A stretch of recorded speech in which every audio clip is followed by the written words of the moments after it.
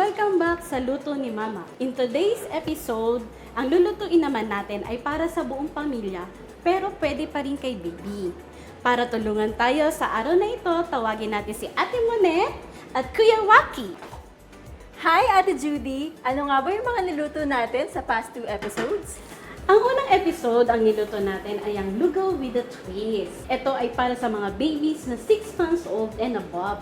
Yung pangalawa, alam ko yan. Ginisang sayote with egg. Para mapanood yung mga mommies yung previous episodes natin, check out the comments below. Ang luto ni Mama ay base sa materials na programa ng Philippine Business for Social Progress. Mama o masustansyang pagbubuntis at masiglang kamasmasan sa first 1,000 days ay gumagabay sa mga mami mula sa pagbubuntis hanggang sa 2 taon ni baby. Today, ang recipe natin ay paksiw na bangus with ampalaya. Ang ating ingredients ay kalahating kilong bangus, suka, tubig, ampalaya, luya, sibuyas, bawang, paminta at asin. Since maraming gulay sa ating kusinang pamilya recipe, importante na dapat pasok din sa budget. Mga nanay, pwede rin kayong magtanim ng gulay sa inyong backyard o kaya kahit sa maliit na paso.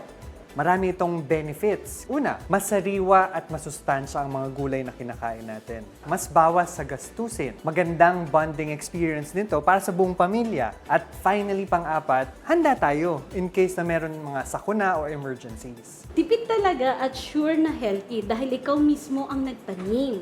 Simulan na natin ang pagluluto. Sa isang kasirola, ilagay natin ang bangus, sibuyas, bawang, luya, tubig, at isang tasa ng suka. Takpan natin.